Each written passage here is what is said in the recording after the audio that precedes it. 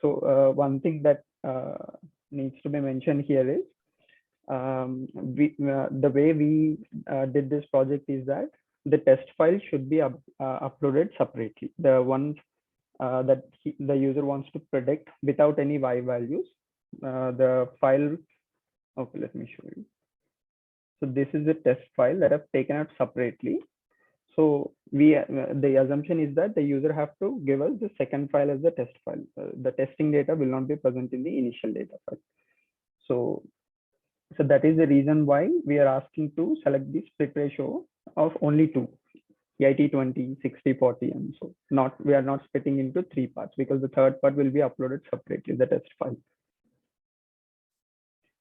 Okay, so now the user will select the split ratio. This will split into training data and validation data.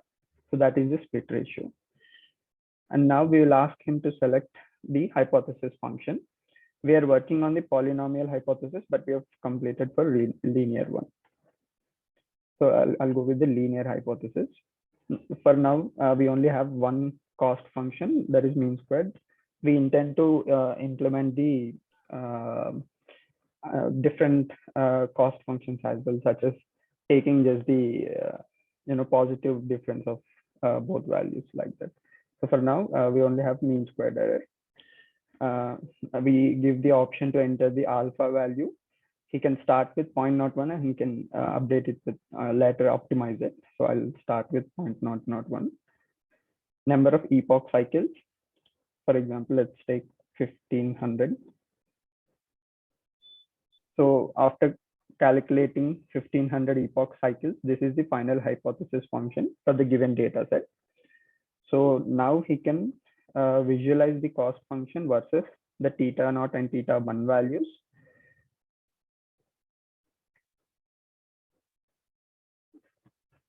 So this is the plot. So he can verify at which theta naught and which theta 1 values the cost function is the lowest. Cost function is in z-axis, so the height will be lowest where theta naught value is approximately near 0 and theta 1 value is approximately near 1. So if we look at our hypothesis functions, the values are somewhere near to those theta values itself. So he can confirm that he is moving in the right direction. And also he can check the value of cost function with respect to the iterations as well. So since we have given 1500 iterations, it has plotted till the 1500. But as we look at it, approximately from 50 or 60 iterations, the line is a bit flat. It is decreasing, but that decrement is very minimal after 50 or 60 iterations. So in the optimization step, he can reduce the iterations as well to reduce the processing power. So after looking at this, he can continue. Now he has got the final theta values. He has got the final hypothesis function. So if the user want to validate the model, he can choose option 1. He can validate either on the training set or on the validation set. Since we have already computed these theta values with the training set, I've just given that option just for the user to check on the training set as well. But the best option would be validate on the validation set. So I select the option 2. So this is plot that the user got by validating the computed theta values on the validation set. The validation set is, since we have selected the split of 80/20 ratio, 20% of the input file will be validation set. So these are few points. And we also give the cost function on the validation set. So this is also a mean squared error cost on the validation set. So now, since the user also validated with the validation data, either he can go on optimizing the things, or he can first look at the prediction, how the prediction is. So if he wants to look at the prediction, so since I've already mentioned, he has to enter the prediction data set file again. So this prediction data set also, he can look at it, all the statistics, and he can predict. So these are the predicted values. This is the y hat column, the last column. This is the input column given to this. So these are the predicted values. So if he is not happy with the prediction, if the user wants to optimize, we again can go back to the previous step and we can choose the option of optimizing it. So the first thing we'll ask is if he wants to optimize automatically or manually. If he select manually, he has to enter all these values one by one again manually. Or else if I've also given the auto mode as well. So what auto mode does is, for now we have only given optimization for alpha and split ratios, but we intend to, when we develop the polynomial hypothesis function, we intend to give the degree as well. So okay, this auto mode is that if I select the alpha value, if I update or optimize the alpha value, the rest of the values which he has selected in the above steps will remain same. Only the alpha value will be updated and the final result will be shown. The user doesn't need to again come from first step, entering all the values. He just need to update the alpha value and the result will be given directly to him. So now I'll select alpha value as 0.005. So this is the final validation result. All the steps that are in between are automated with the previous selected values. Or else if he wanted to manually select all those values again, he could have selected the manual optimization mode. So this is it. So he can exit, or if he again wants to optimize manually, he has to come from the split ratio again, one by one.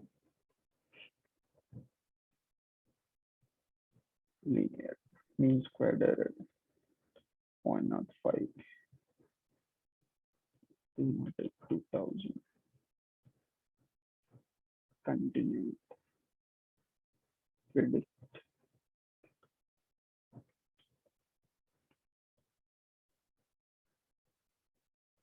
So these again, after manually editing all the variables, this is the final result.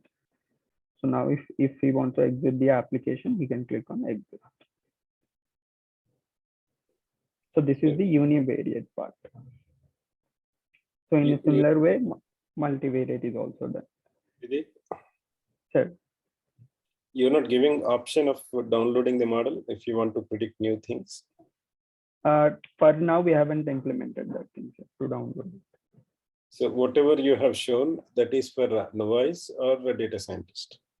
For an expert. For novice also, we have an option to do that. So what will happen in novice? Yeah, I'll show you. So in the novice, we won't give him the option to enter the alpha values, iterations, selecting the hypothesis function and all that. Will directly take him to the final hypothesis function after performing the gradient descent. So I will show you. So novice will come at this part, right? After selecting linear regression, after looking at the initial data, we'll ask if he's a novice or an expert. So if I select novice, I'll directly move to the hypothesis function, finalized hypothesis function. So we internally select the alpha value, number of iterations that needs to be done. We select the linear hypothesis function and cost function as well, and give the final output. So on this output, the rest of the steps are similar. I mean, novice can also validate and novice can also predict with the test data as well. So these steps are similar to what expert has done from this point.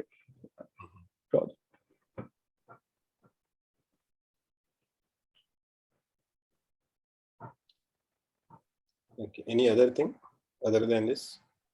So I've done this with,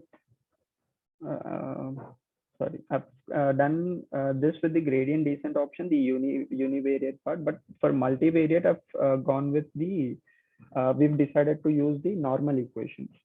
So for if we had, I mean, if we use the normal equations part, we don't have any alpha values and gradient descent and cost functions. So the graphs to show in that is minimal. We directly show the validation set output as a graph. So I can also show you that.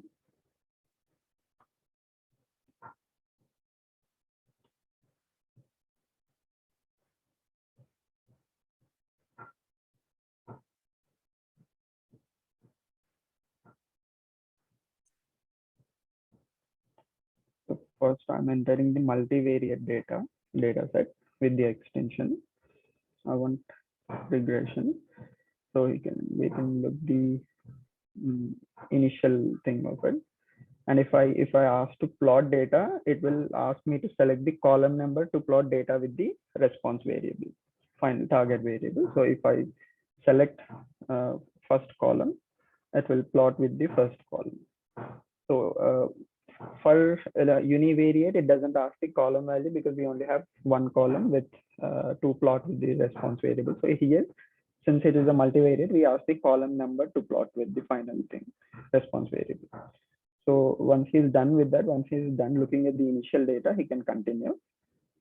So since we don't have any of those steps of selecting alpha values and all of those things, for multilinear, it is same for novice and expert.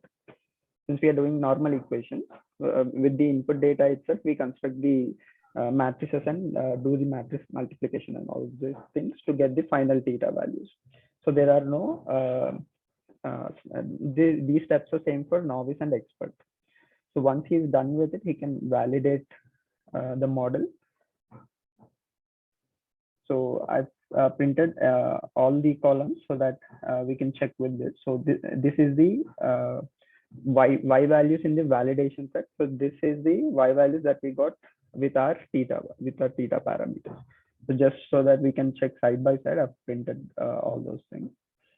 So this is the last second column is the last column in the validation set. This last column is the prediction values that are now appended to that, just for us to compare both of these things. So this is how we have done the multivariate as well. Okay. So this is still where we have done. Is your idea to continue with the normal equations for multivariate linear regression? Yes, sir, we are thinking of continuing with normal equations for multivariate. But you know the problems with normal equations, right? Yes, but for some matrices, the inverse might not exist. But what I've read in some documentation is that if we have used in the linear algebra library of NumPy, there are two functions for calculating the inverses. One is INV and one is PINV. So if we use PINV, there won't be any issue if the matrix does not have the inverse as well. So that is what I found in the documentation. So I thought that would pseudo inverse that is called. Yes. It's not again, it is approximation. Yes. If you pseudo inverse, it is not the real inverse, right? So you are getting approximated values. That is one aspect, whether inverse exists or not. What is other aspect? Why do we use normal equations, gradient descent instead of normal equations? One aspect, inverse may not exist. Okay, you said there is a method to find out pseudo inverse. Pseudo inverse means it is not exactly one, all ones you will get diagonal unit matrix, but you may get close to one values, remaining things are zeros, right? Unit matrix. That is still approximation then. If you are using, means you are not doing anything better than the gradient descent, because gradient descent is also approximation. Okay, so what is the second aspect? Why do we use, instead of the normal equations, mathematical solution, a gradient descent numerical method, approximated solution? When the number of samples are very, very high. In that case, samples and features. Features, right? So in multivariable, what will happen? Sorry. Multivariate regression, what will happen? You will have more data and more features. Yes. More complex, the solution also. Yeah, more complex to find out the inverse of the matrix. Yeah. But anyway, you may not find that difference because you are not going to work with high volume data sets. Yes. If data sets are high volume, then n cube versus n square is very, very big, the difference. Yes. So that you should keep in your mind. And why do we need two methods? That is also one question. unilinear, univariable linear regression or multivariable. Finally, the setup is only one, right? Yes. We are trying to generalize the things. We are putting theta equations in terms of just theta I equal to theta I minus, means we generalize it, whether it is Yes. one variable, two variables, three variables. So why do we need to have two separate streams? I'm just asking it. So for a data scientist, it may be useful to know or to experiment, but if a novice, he doesn't know what is univariable, all those things again you need to explain. Yes. Whether he has to take the univariate or multivariate. So keep these things in your mind. And if you want to give normal equations, I'm happy for that, but you should also give, because that is not the viable practically for a large volumes of data sets. Yes. Should also keep, because you anyway are giving linear regression, right? You're not doing Yes. anything. Univariate, you can simply say that little bit changes, multivariate there. Yes. The formulas, all those things are same. Maybe a little bit you may need to, because the algorithm, if you are built-in algorithm, if you are using it, is same algorithm they use. What you're using, fit linear regression, something, right? That is what Yes. library method you are using. So here we haven't used any library. We have coded for the algorithm, but we could use scikit-learn as well. So what we tried is, we tried multivariate also with gradient descent, but the final predictions that we got were too distinct from, the difference is very large. So that is why we resorted to again normal equations. Since we got better results with normal equations, so for now we have gone with that, but we'll also, as you said, we'll also look for gradient descent way also. Yeah, I think we haven't studied how to evaluate these linear, right? R-square value. Did you go through the R-square value? It is not the mean square error that is the only important thing for us in linear regression evaluation. That is one pointer for us, right? Are we reducing that mean square error less? But there are other things also you should consider when you want to select the best one. Yes. So then R-square value is one such thing. If R-square value is close to 1, then that is good. If it is far from 1, it is not good. But again, R-square is not the only one thing which we keep in mind. Sometimes R-square may be good. It shouldn't be negative, but you may get negative because of the various reasons. But most of the people immediately will ask you, what is R-square? Because this, what will happen, if your data set changes, if high values will come in your data set, then your squared error also will become more. Yes. So suppose you trained with low level values, something like some values, X values are very low, Y values are also very low. But that may also take fuse values, something like population versus your COVID spread, suppose.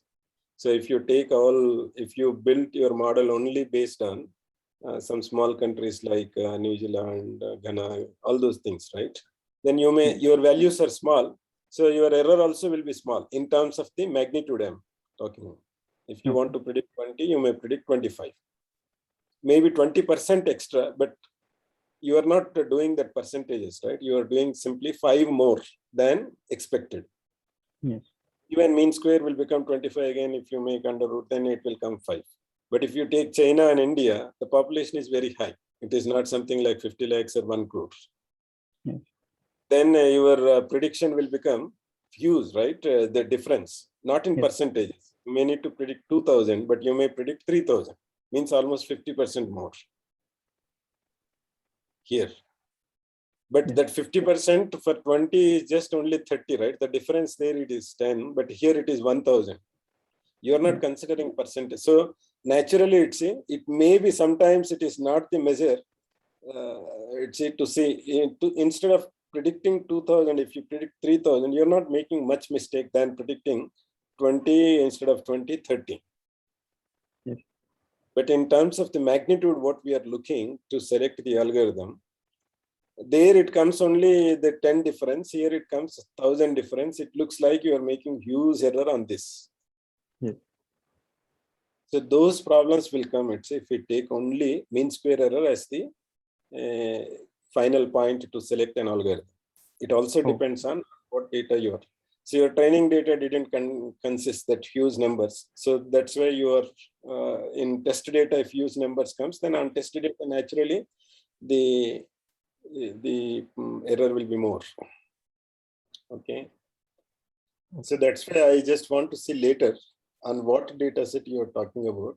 Your normal equations is giving very low error, but your gradient descent is giving high error. Then you should also see the training and test data sets values. Then you'll come to know that it's okay. In my test data set, I got all small values, but training data set, when I'm moving to the test data set, I got bigger values.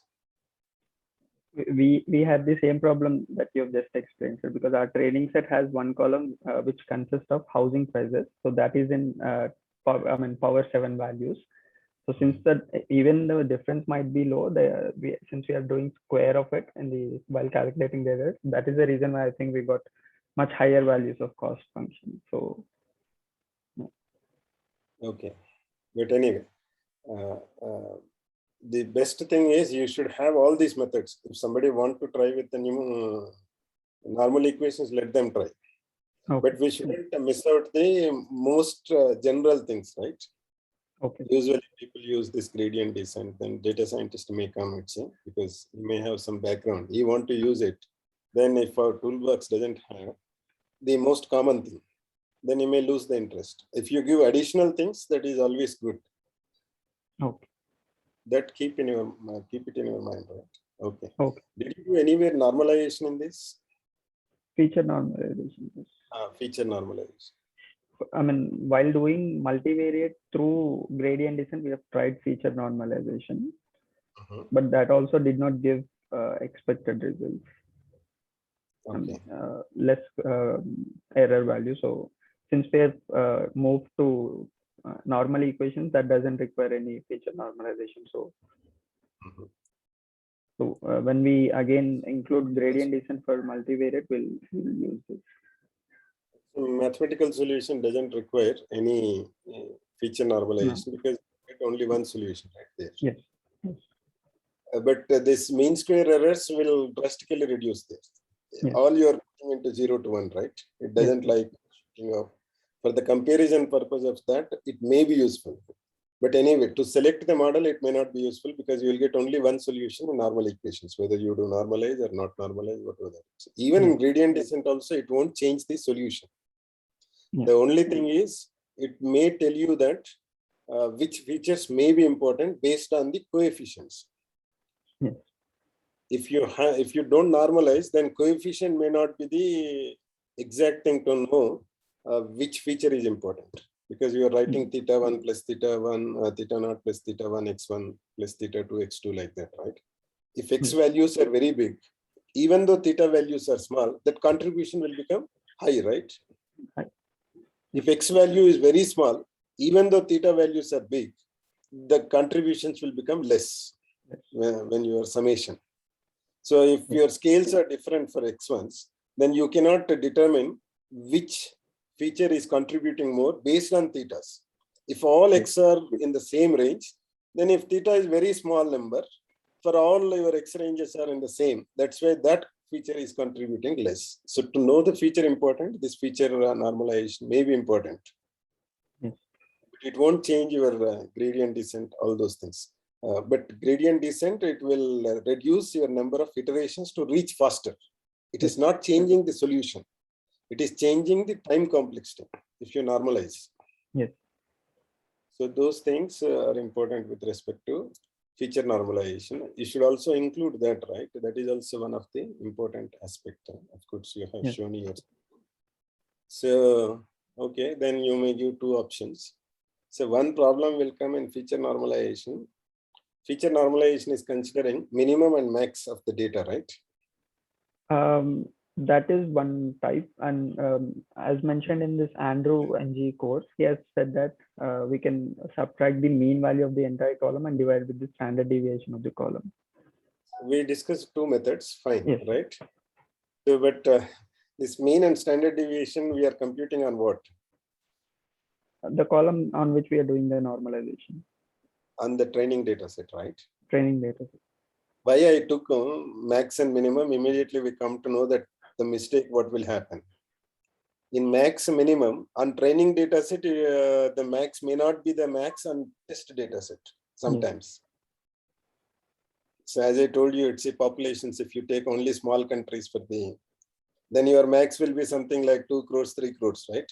When your test data set suddenly consists a big, then your max is there, something like billions. Then your max doesn't suit for the entire data set. Yes. So that also to keep in the mind when we are doing normalization, is a training data set a representative of the full expected values for prediction. So those problems will come anyway. So that we should keep in our mind that it's in, but it won't make any deviation for the solution, because still we are multiplying with all x minus mean. Those formulas are same. Yes. Your mean may not be exactly mean of the entire data set. Your mean may be mean of the training data set. But it may not reduce your complexity, because your mean is not real mean. If your mean is a real mean, what it does is exactly it is when you take the normalized values, your mean will become 0. That will map to 0, and your standard deviation will become 1. Usually that happens in statistics. So your entire data set will become something like symmetric around 0 if it is normalized values. Okay. Okay, good. So we need to see your logistic regression too. And if you can develop a GUI, that also will be good. Yes. And when GUI comes, then you can print lots of things, your assumptions there itself, before taking input. So that he doesn't need a documentation side by side, then understand what should I upload, what should I select, those things, right? Yes. Understand what I'm saying? Yes, sir, understood. So we have started with the UI part. Achyut, can you share the screen? Sure. We need to work on it, but we've just started on it. Sir, initially this is the UI. So without uploading any file, if the user clicks on upload button, we are showing this message. And if the user uploads any other file which is not related, so let us say if I upload this image PNG file and then click on upload, we are showing an error message stating please upload a valid file. Okay. And so when we upload the correct file, so let me upload this unilinear. And when I click on the upload button, so we are showing the head, and we are also showing the describe. So far we have only implemented these two, and we need to proceed further.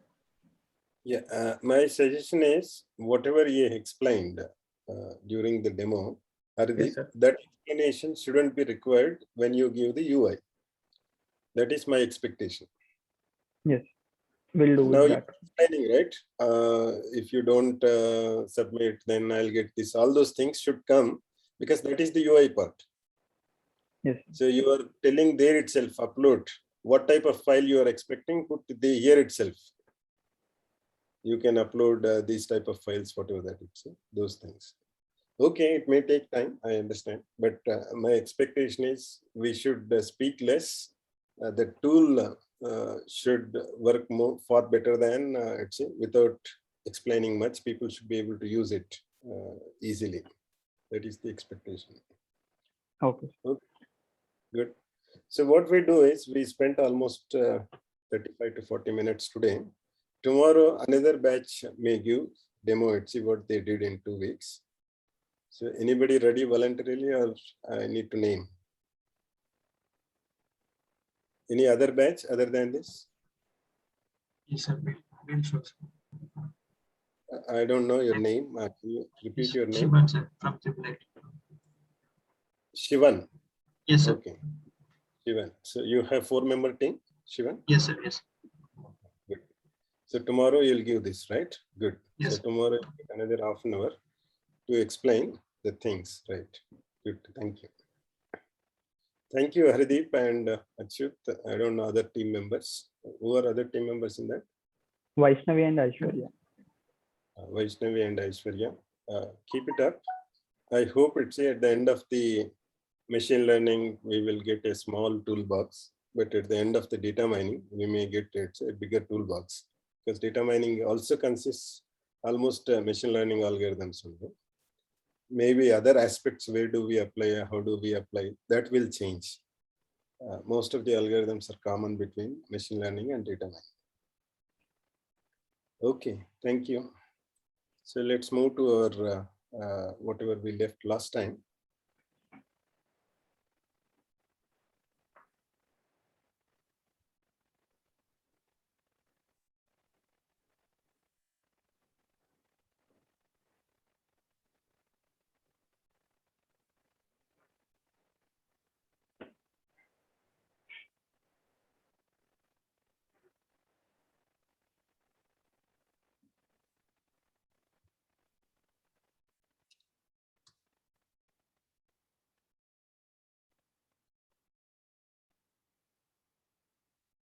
Okay. So today we discuss about machine learning system design, prioritizing what to work on it, in what steps we take initially, then if that works fine, if that doesn't work, then what should we do? All those things now we discuss. Different ways we can approach a machine learning problem. Collect lots of data, for example, honeypot project, but doesn't always work. This we discussed it last time also. Collect lots of data. It is not purely in the hands of the data scientist, because whatever data we get, working on that is one. If you want to collect more data, then you may need to design new ways of collecting, new features, all those things. Sometimes it may not be useful also, even if you design. Suppose if you want to see that the prediction of different earthquakes on different weather parameters or changes in the earth, then you may need to wait to happen another earthquake to get a new data point, right? So it is not in your hands now. Then again, whenever it happens, then only you can collect. So you may not do those experiments several times and get the data. That is also a problem.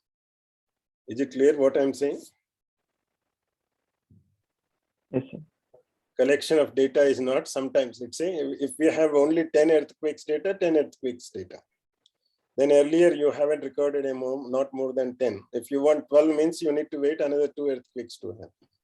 God forbidden, we don't want such things, right, for our experiment. So develop sophisticated features. For example, using email header data in spam emails. You have data, but people might not have extracted those features. Now you can develop extracting sophisticated features. Sophisticated means they will get more value than the existing features. So you want to classify emails based on the content, whether it is spam, maybe spam, may not be spam. So then one way, on the header itself may give you more information than the main content in the email. So that's why you will put one more column. Whatever is there in the header, that will come header column, and the content, whatever is there in the header, that will come in that column. So earlier, if you did not have such columns, add those columns or extract those features. It's one more thing which we may develop. It's a better algorithm than the existing one. So develop algorithms to process your input in different ways. So again, when words are important for you, when you take only literal words, but when people are writing emails, they may make spelling mistakes also. So you should be able to identify, okay, even if it is misspelled, I know that his intention is to use this word. Then how do you get that? Then here it says, develop algorithm to process your input in different ways. First pre-process so that all misspelled words also corrected to the spelled words, something like that. So that your algorithm works better. You may identify even misspelled words with the same, then your training also will become more, okay, this word leads to spam, something like that. It is difficult to tell which of the options will be helpful. They may work, they may not work. So that's why in advance, we may not be able to say that, okay, this will work. If you take the header of the email, then your algorithm will be improved. We cannot say, this is only trial and error methods that may improve. That is what we are saying. But in advance, we may not say that if you do, then it will increase 20%, 10%, or it may increase 0%. We don't know that yet, see, but these are the things we can try and see. So coming to the error analysis, the recommended approach to solving machine learning problem is start with a simple algorithm, implement it quickly and test it early so that you'll get some idea whether our linear approach will work or not. Later on, we will try to change our regularization parameters, all those things, our polynomial approximations, those things. But initially, we should start with a simple algorithm, see that whether there is any predictability or not. If there is no predictability, if data is completely random, whatever algorithm you use, you may not get anything close to the real values. So first see that, is there any predictive nature in that data or not?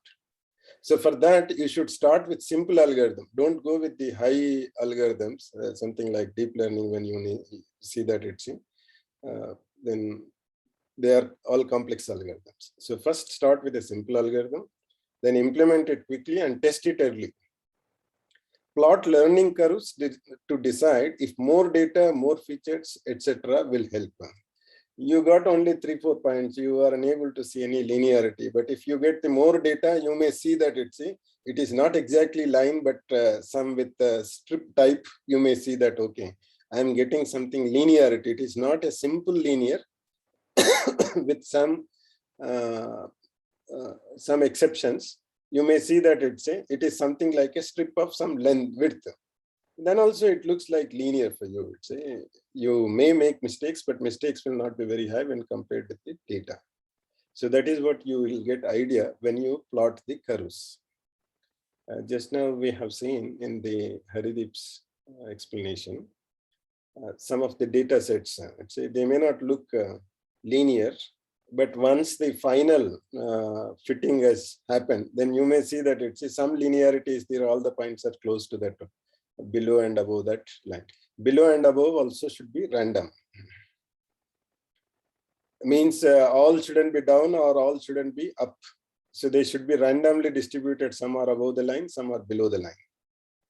Error analysis, manually examine the errors on examples in the cross-validation set and try to spot a trend.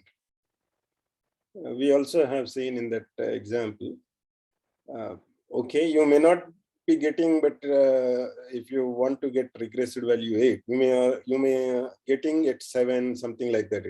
When values are increasing, your prediction is also increasing, fine.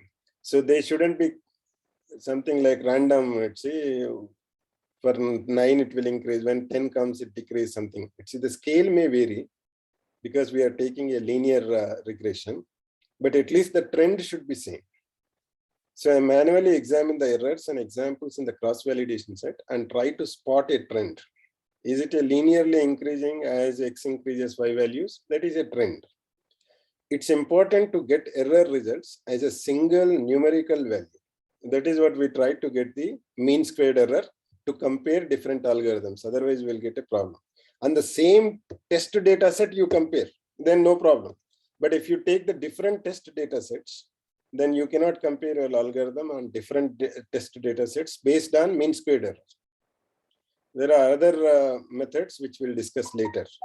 When you want to compare on different test sets, on which test set you are getting less error, more error. It's important to get error results as a single numerical value. So don't give 10, 15 values, let's say, to evaluate algorithm. Then people will not have that much of interest, let's say, in different dimensions table. So get one dimension means one numerical value. Okay, if this value, like I was telling, R square is one of the measure to compare the or to evaluate the linear regression. So R square value, people will immediately will ask, what is the R square for your linear regression? We'll say 0.9. Okay, it is good for something like that, let's say, but don't give 10, 15 parameters. Okay, on these parameters you can evaluate. That will not be useful, at least for non-data scientists. Otherwise, it is difficult to assess your algorithm's performance. You may need to process your input before it is useful. Before you apply the algorithm, you may also need to pre-process the data. Pre-process things, metrics, all those things, we spend more time in data mining, right? Don't worry about those pre-process steps. So that's why I'm not asking you to implement so many pre-process steps in your present toolbox. When we go to the data mining, then you may need to come back for these algorithms also. You may write separate toolbox for pre-processing. So whatever pre-processing should happen, people should be able to use. Of course, you will integrate all into machine learning toolbox only, but a separate module you will have for the pre-processing. Whatever pre-processing is required, you can get those methods from your pre-process sub-toolbox. So pre-processing also will help. Otherwise, it's your data may not be useful. For example, if your input is a set of words, you may want to treat the same word with different forms, fail, failing, failed, as one word. So must use stemming software, recognize them all as one. Okay, it is a little bit NLP related thing. So you want literally in which sense those words are used, not in tense, in which tense they are using. Then for you, whether it is failed or failing or failed, all words are same. So there is a method in NLP, stemming the words, that will get the root word of them. So that is one way, pre-process all the words. This is useful in the spam classification problem. I think it's Andrew Nagy discussed one of the problem as spam classifiers. So if you study that, then you will understand better this, why stemming required. Error metrics for skewed classes. If it is a linear logistic regression, skewed classes. Skewed means there are two classes, positive and negative. One class presence is very high compared with other class, then it is called skewed. If positives are more in your data sets, then it is positively skewed class. If you have negative classes more, means not comparable, not like 40-60, say negative only 10%, like in fraud detection, fraud transactions in a credit card. Very, very minimal. It's 1%, 2%, not more than that. Even I can say 0.001. It's because fraud transactions will hamper the whole system. So even if they are present in minute, so they disturb the whole ecosystem of the credit cards. That's why you don't expect, let's say, many transactions of fraud. Even if you take thousands of transactions, you may get 10, 15 transactions. Then it is highly skewed data. If a transaction to be fraud, if that we define as a positive, then positives will be very small, almost negligible. But even then, getting which are more prone to fraud transactions, that will be very, very useful for the credit card providers. So skewed classes means one class presence is very high and other class presence is very low. So for example, okay, in predicting a cancer diagnosis, where 0.5% of the examples means 1 in 200 have cancer, we find our learning algorithm as a 1% errors. However, if we were to simply classify every single example as a 0, even if you say that nobody will get cancer, nobody has cancer in this 200, actually only 1% has cancer, right? According to the 0.5%. Then you are making only one mistake. Out of 200, you are predicting that everybody has good health. Nobody has cancer. Only 1% is there out of 200. Even then, it's if you predict nobody has cancer, then you are doing very good job because you made only 1% error. Then our error would reduce to 0.5%, even though we did not improve the algorithm.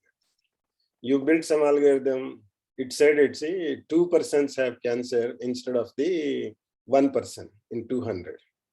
Then what happened? Your error is 1%. If you can catch correctly, the person who has cancer and the other person who is not cancer, but you are predicting he has or she has cancer. You made one mistake, but you are also saving a life there. The cost of the other mistake, if you say that that other person is not having cancer, but our algorithm is predicting cancer, the cost is only in monetary. See, you may go some more tests and some time waste also, some mental. If you say suddenly the person who is not having cancer, you have cancer, you may get some mental distraction also, whatever that it's, mental tension. But it doesn't cost a life. It's still manageable, still inconvenience, but manageable. But if you say that it's nobody has cancer, then actually you need to predict that person who has cancer.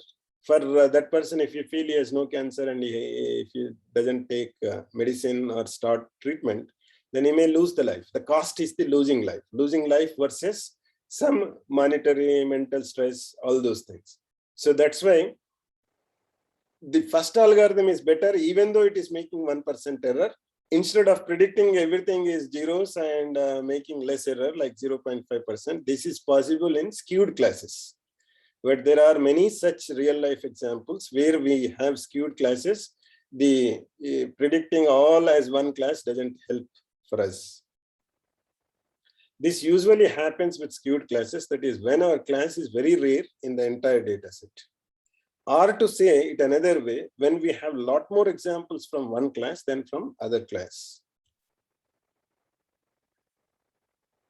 Okay, so another way of putting how to evaluate is true positives, true negatives, false positives, false negatives. Okay, so if you see, you take predicted, what should be predicted, 1 or 0.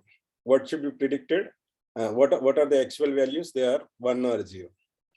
So how many combinations you can do? 4 combinations. That means actual is 1 and the predicted value is also 1. That is called true positives. These 4 terminology is important for machine learning classification. Remember, this is important metric to compare different algorithms, which one is working well, because in skewed classes, accuracy is not the thing. Misclassification rate is not the thing which we are going to use it. I have given an example of cancer now. So there it doesn't work. It's saying I made 0 errors or 1 error, so my algorithm is good. There the whole thing is, how do you catch the person who has cancer, even though you make 3 more mistakes, but catch 1 there. Something like that, you see. So this terminology is important. Remember, true positives means what? Actual value is 1. If you predict 1, that is called true positives.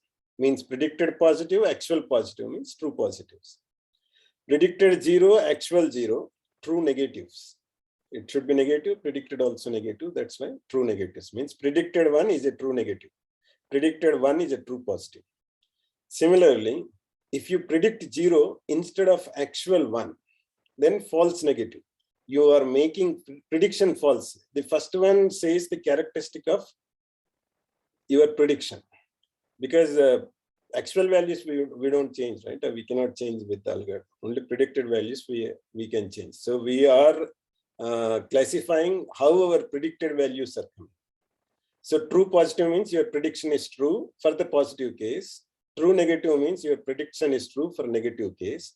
False negative means you predicted positive as negative. So negative in the actual, but predicted false. That means you predicted as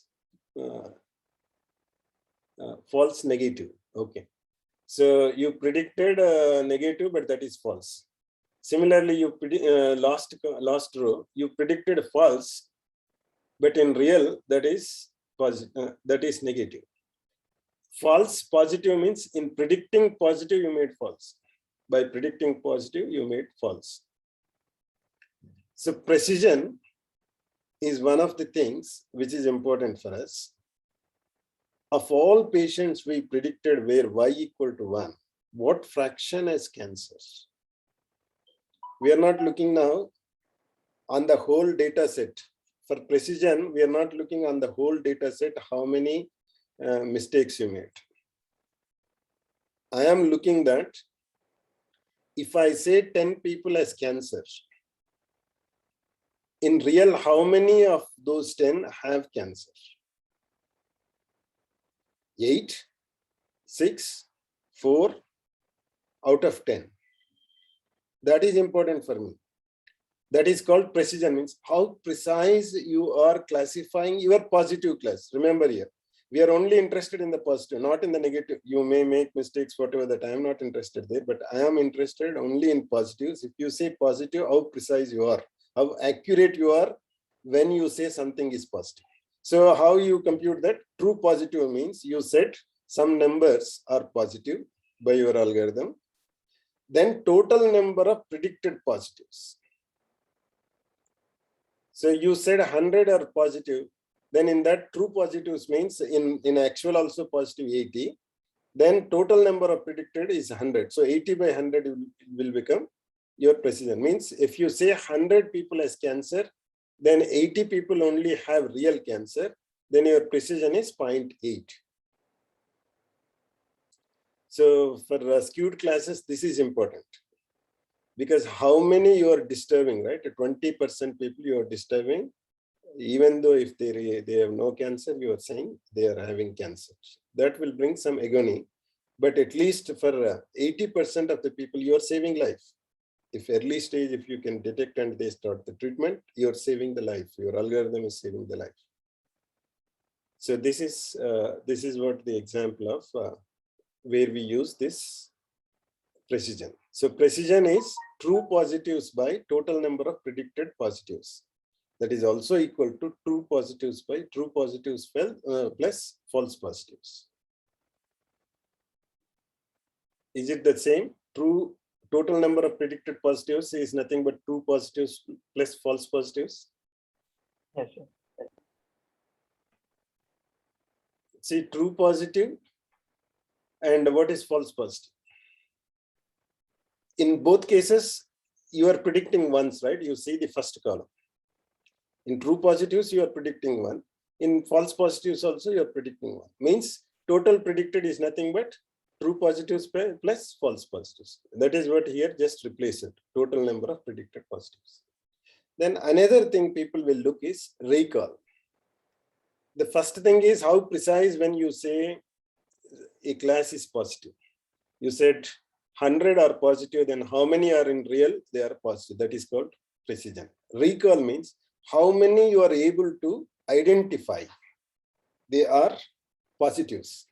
So if there are 100 positives, but you said only 20 positive, in 20 positives, you maybe write all 20. Your precision is 100%, but you left 80 people, right? In precision, we are not covering that. That will be covered in recall. How many you are supposed to predict positive, how many you are predicting positive. So of all patients that have cancer, what fraction did we correctly detect as having cancer? So true positives means in the data, actually how many positives are there? In the data, how many you predicted positive? That is, you predicted positive means you are able to collect them, that many.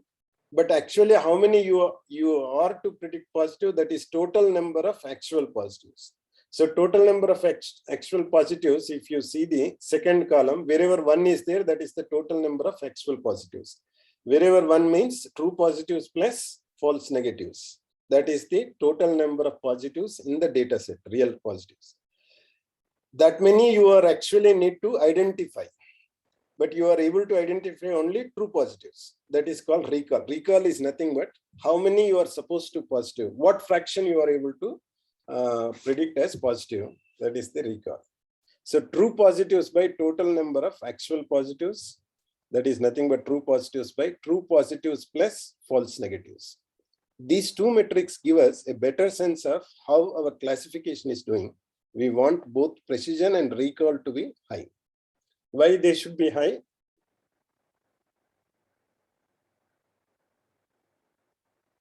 Why we need the precision high and recall high? We need to detect the exact results. So the first one says when you predict positive, don't make many mistakes, right? If you don't make many mistakes, then your precision is high. we are only concerned with predicting positives. We are not concerned here predicting negatives, right? So whatever you predict positive, keep your precision high. That is the first thing, precision. Similarly, I want you to predict maximum number of positives if they are really positive. That is the recall. Means you should be able to catch all those cancer patients. So don't miss them out. Here we are not looking how many mistakes you are doing. Here you see in recall, what we are taking, true positives by total number of actual positives. If you predict everything is positive, what is your recall?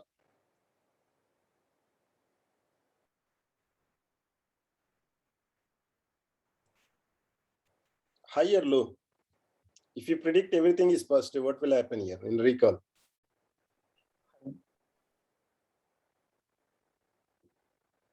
You're able to catch all positives as positives, right? You are not making any negative.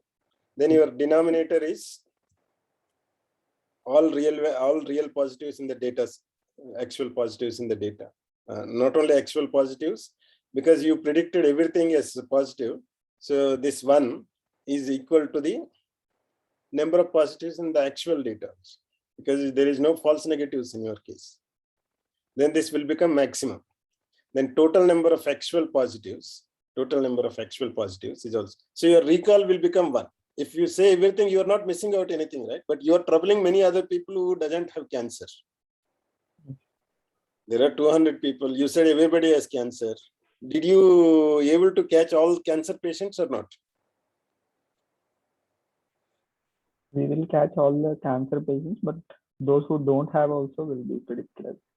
That is the second part, right? We are able to catch all them. So recall only worries about are you able to catch them or not. But you are troubling, you are right. So you shouldn't trouble which is taking care of that. The first one is taking care of that, right? Don't trouble all the people. The precision will tell you that, okay, if you say these are cancer patients, then your precision will tell you that how accurate you are. If your recall is 1, your precision will become very, very small number. You see here, right? In the case of the cancer, then 200 you said only one patient is having cancer. 200 people you identified as cancer patients. What will be your precision? Only one is true positive, right there. And total number of predicted positive will become 200. So 1 by 200. Your precision is almost 0. Your recall is 1. So there will be always trade-off. You should have both values high, but if you make only one value high, then other one will become very, very small numbers. Then if you say that nobody has cancer, then your precision is very high because you are not predicting anybody as cancer. That's why your precision is 100%. Then your recall will be 0. So both should be high, means moderately high. So you shouldn't make anything is very high value, other one is low value. In the example at the beginning of the section, if we classify all patients as 0, then our recall will be 0 by 0 plus f. This is false. What is recall? Recall is your to be positive by total number of positives. So despite having lower error percentage, we can quickly see it as worse recall. So if you say all patients are negative, then your recall will be 0. You are not able to collect any cancer patient. So accuracy equal to true positive plus true negative by total population. So three measures we got. One is the precision. Second one is the recall. What is the third one they are introducing here? Accuracy. So true positive plus true negatives are what? They are correctly predicted. True positive, 1 predicted as 1. True negative, false positive, 1, not false, 0, 0. So true negative, 0 predicted as 0 for real 0. So first 2 cases are accurate predictions. Remaining 2 are not accurate predictions in this. So accuracy is nothing but accurately predicted first 2 classes, first 2 rows, that is true positive plus true negatives by total number whether you predicted positive, negative, false negative, false positive, all you add up, that is the total number in the data set. So that will give you accuracy. So true positive plus true negative by total population is accuracy. Note one, if an algorithm predicts only negatives, the precision is not defined. It is impossible to divide by 0. So this is mathematical error, don't make. That is what here says that it's because we are saying that a total number of predicted instances. If that is 0, then your division will not work. That's why. So don't use that. So then F1 score will not be defined too. So we will see that what is F1 score. This you need to take care of that. Don't write one formula. You write if condition. If predicted number of positives non-zero, then only you define precision. If you predict, if you have 0, then don't predict. Don't compute the precision. If you haven't predicted anything positive in the data set, precision is not defined. So you need to take care that when you are defining this precision, that is defined only in the case of the non-zero number of predicted positives. Okay. So we might want a confident prediction of 2 classes using logistic regression. One way is to increase our threshold. So, okay. I haven't given here F1. F1 score is computed from precision and recall. Okay. So that whenever the formula comes, I will explain. Now we are getting into another dimension here. How do we improve the precision? How do we improve the recall? So if you see here, trading of precision and recall, we might want a confident prediction of 2 classes using logistic regression. In logistic regression, what is the prediction we get? Either 0 or 1. Not 0 or 1 is the final one, right? If it is greater than 0.5, we are saying that is 1. If it is less than 0.5, we are saying 0, right? Yeah, value between 0 and 1. Value. So you're not actually predicting a class there. You are predicting a value between 0 and 1. Then you put a division, anything greater than 0.5, because we built our logistic regression based on probabilities, so that it's you adjusted your parameters. Whenever it is positive, then you should get a value greater than 0.5. Whenever it is negative, you should get a value less than 0.5. Okay, but in other words, we are also seeing that has a probability. Probability of being class 1 is you are predicting actually. So if you want to be more sure your prediction, that is nothing but your precision, to be positive class, then you should have high probability, right? If somebody says that it's there is probability that 0.8 I may participate in that event. If somebody says that I have some probability, it's something like 0.5 probability, 50% chance is there, I may be part of your that activity. Then which one is more confident? You take the first one, because they are saying that there is more probability. They may also miss, but they miss only, let's say, if you have such 10 cases, only 2 people will miss, remaining 8 will come. In second case, 5 people will miss, only 5 will come. So here also, when we look at this logistic regression as a probability, if you want precision more, don't divide 0.5 as the 1 and 0 classes. You take that h theta x, whatever hypothesis you are getting, put more strong condition that only I will predict only if h theta x is greater than 0.7. What was this default value which we use it till now? 0.5. Why we are increasing this 0.7? To improve the precision. So you want more confident. You don't want to make mistakes when you say it is positive. Okay. These precision is important. In some cases, like stocks prediction is there. You don't need to predict which stocks will improve, which stocks will decrease. It is important for me if you say these 10 stocks are doing good tomorrow. Even if I invest in all 8, if 8 performs well, I am happy. It is not the medical condition case. In medical condition, it is reverse. If you miss 2 people, then you are causing 2 people life. Here, you miss some stocks, you are not still not making huge loss to me, right? You have given 10 stocks. Okay, I will choose in those 10 stocks. There may be 3,000 stocks which are trading. So I don't need all 3,000, let's say, which will improve all those things. Give me which you are confident these 10 stocks, which more precision. So that type of examples will come. There, the precision, improving the precision is important. Then you will increase your threshold value. We will say that 0.5, whatever you said earlier, default, 0.5 less than or 0.5 greater than. Then we are improving means your precision will become more here. So predict 1 if h theta x greater than or equal to 0.7. This will work for a different situation as I give you some example. Predict 0 if h theta x less than 0.7. So if you increase the threshold, naturally it's greater than is positive, means anything less than you need to predict as negative. This way, we only predict cancer if the patient has a 70% chance. Doing this, we will have higher precision but lower recall. Why we are getting lower recall?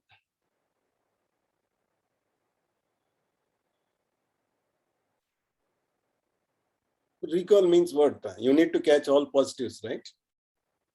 But you increased your threshold. Earlier, you were saying even if 50% positivity is there, positive probability, you are saying positive. Now you said, oh, no, 50% is not enough, means all those people will go out from your prediction. That's why you are unable to catch them. So your recall will become less. So if you increase the threshold of the logistic regression, there is one, I think it's, you can go and see the documentation, logistic regression threshold will be there. Or else at the prediction level, I think as a function, there you need to provide what to be called as positive, what to be called as negative. Okay. So this 0.7 is a threshold. If you increase the threshold, then your precision will become high, your recall will become low. In the opposite example, we can lower our threshold. If you want more recall, then you reduce, means even if slightest possibility or probability is there to be positive, you are saying that is positive. Means then many non-positives also will come positives. This case is more good for cancer. This case is, the first case is more good for stocks type of prediction. So predict 1 if h theta x greater than. Here you are still, putting some stress, mental stress to the people, but you are saving lives of other people, right? When you compare with mental stress is a little bit comparably small pain, losing a life. So predict 1 if h theta x greater than or equal to 0.3. Predict 0 if h theta x less than 0.3. If you lower the threshold, what will increase out of these Number two? of positives. Number Recall of will increase. Recall will increase, but your precision will become less. What happens to the accuracy?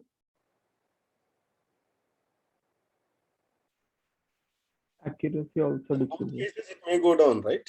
Yes. Because in one case you are increasing false positives, in other case you are increasing false negatives. In both cases, it will go up. So if people are looking only accuracy, they may stand with 0.5. If accuracy is not important for my situation, my whatever that real life situation where I'm predicting, if precision is important, then you increase the threshold. If you feel no, recall is important, you decrease the threshold. So for 3 measures, your threshold is important. Accuracy, keep it default 0.5. If you want more precision, then increase your threshold. If you want more recall, then decrease the threshold.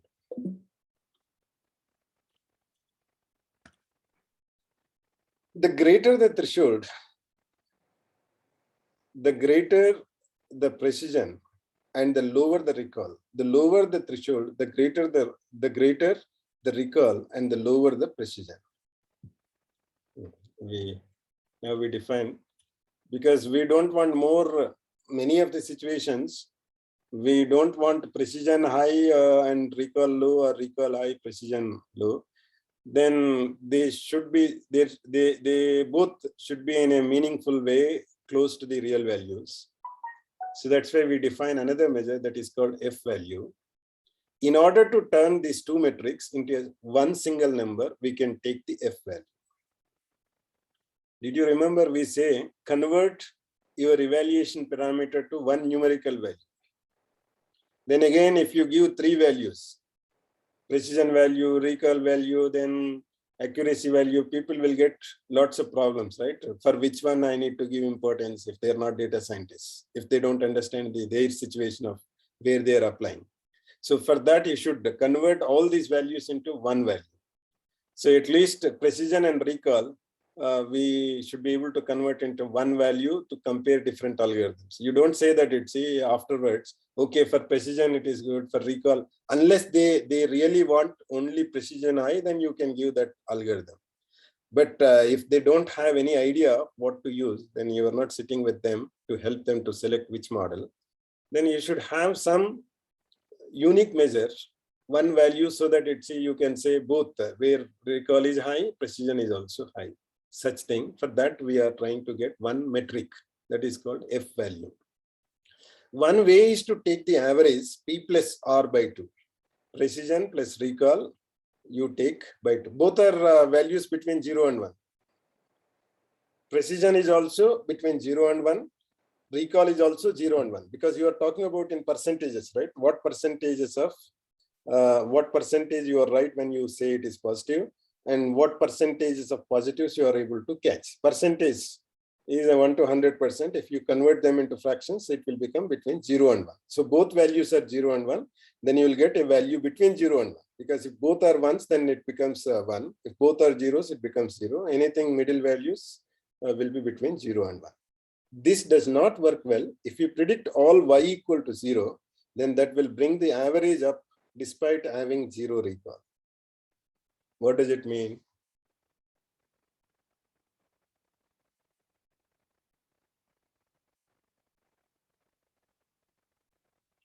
If we predict all all negatives, what will happen here?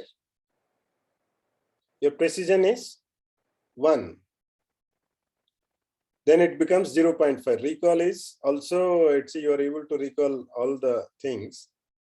And if you predict all y equal to 0, so this will become 0.5. Precision equal to 0 and the recall is 1.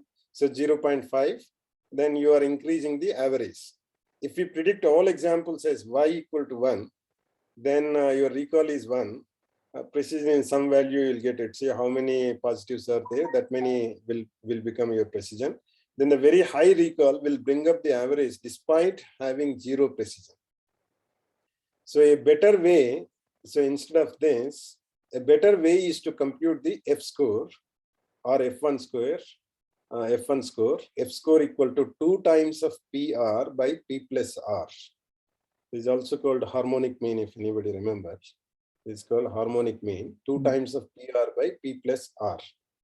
What is the minimum value you can get for F score? Both can be 0, then you'll get 0. 0. Both can be 1. What is if both are 1, what will happen? 1. 1. So again, F score value is also between 0 and 1, but it is harmonic mean of P and R. So we got a score which is combining precision and recall. If precision is high, what will happen? We will see that we want both should be high, right? So we don't want anything lesser value. So if P becomes less, what will happen here? In numerator, it reduces the value, right? You are multiplying with that because these values are less than zeros, remember. Less than ones, between 0 and 1 means fractions of. So recall value also, you are bringing it down. In numerator. In denominator, of course, it increases because your P is small means denominator, it increases, but it is a multiplication when multiplication decreases drastically when compared with the addition. So your P value is less, means your precision is less, F value also will be less. If R value is also the same thing. If R value is also less, then you will get your precision, your F score also less. So if these to be moderate values, you can try with some examples, like you take P value equal to 1 by 2, R value equal to 1 by 2. How much you will get? 0.5 plus 0.5 is how much multiplied? 0.25. 0.25. What is down? 0.5 plus 0.5. 1. 1. Okay. 0.25 by 1 multiplied by 2. 1 by So 2. 0.5 by 1. 1 by 2 you are getting. So anything less than that, you put 1 by 3, then recall is some value, some 2 by 3. So then you'll get 2 by 9. Then this is 2 by 3. So 2 by 9 by 2 by 3 means 2 by 3 to 4 by 9, 4 by 3. So 4 by 8 by 2. I lost this. Compute, anybody see? If you take 1 by 3 and 2 by 3 for P and R, 1 by 3, 2 by 3, that is 2 by 9. Then 2 by 3, 1 by 3 plus 3 by 3. That is 1. So down is 1. Here 2 by 9. Then 4 by 9. You are getting less than that, right? Even though recall is 2 by 3, precision is 1 by 3. Earlier, if both are same 1 by 2, 1 by 2, we got 1 by 2. Now we are getting 4 by 9, means less than 0.5. So this is taking care that it's your recall is very high, but precision is low. It is reducing your F score. So that is what happening with this F score. Both should be high to be high F score. For the F score to be large, both precision and recall must be large. We want to train precision and recall on the cross-validation set so as not to bias our test set. I don't need to repeat. When you are selecting a model, you select how it is performing based on a validation set, and don't use that validation set for testing. You keep other things testing to give the final results. How does it work on a normal data set or a new data set? So now to select a model, then you will, earlier you were taking only misclassification rate.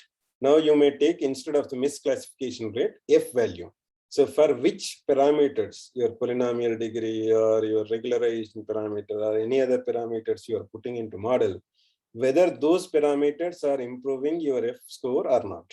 So select those parameters, you can improve F score for that model. Is it clear what is F value? Yes, sir. So data for machine learning, how much data should we train on? Again, training and test data set division that we are talking now. In certain cases, an inferior algorithm, if given enough data, can outperform a superior algorithm with less data. It happens, let's say, even if you have less data, but your algorithm, even it is not a great algorithm, it may perform well. In certain cases, an inferior algorithm, if given enough data, can outperform a superior algorithm with less data. So here they are emphasizing on you need to have good data, good enough data, then even inferior algorithms works well.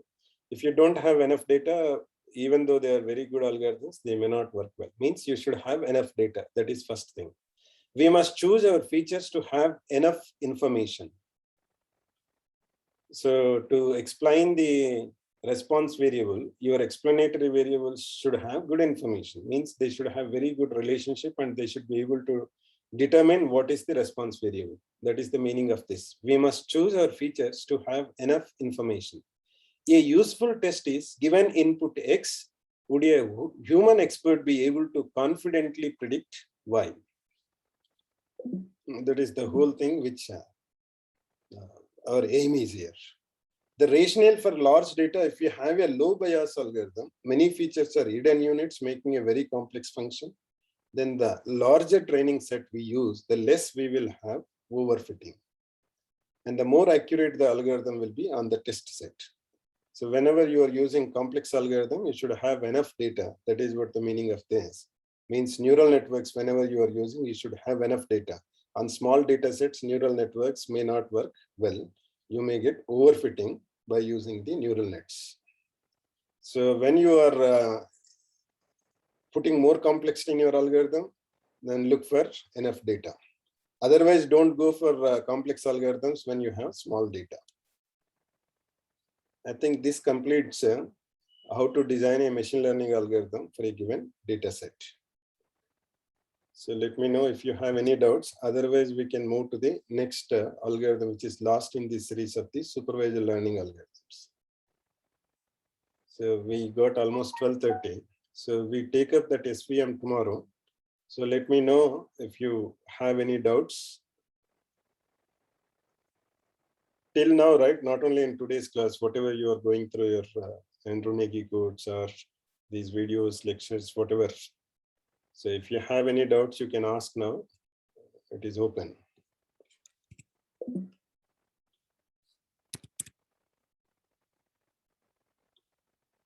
When you are doing project, if you have any doubts, that also can be asked now.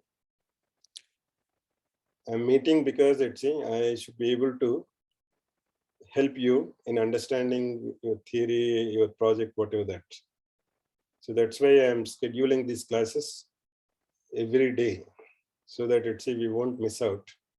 And I'll give you enough opportunity to discuss the problems what you are facing.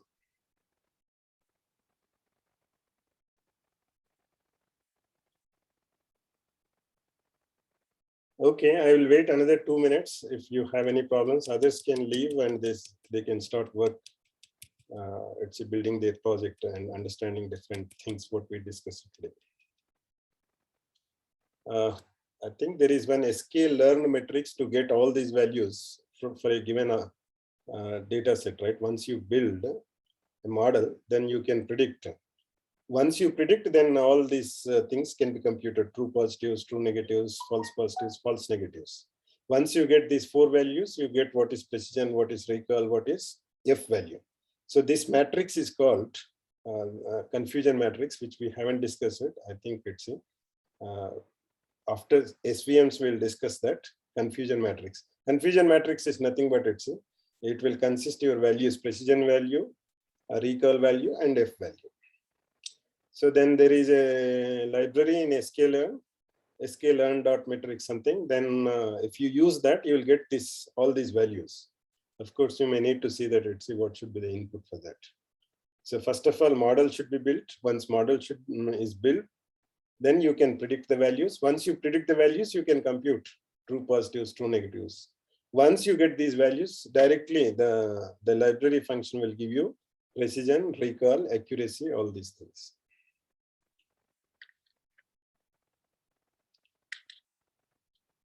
Okay, I'll stop it here. I forgot what is his name. Tomorrow. Shivan. Yeah, Shivan. So Shivan, come sharp by 11 o'clock. We will have first your demo, 11 to 11:30. Then we will take up SVM. Okay, then I'll stop it here now.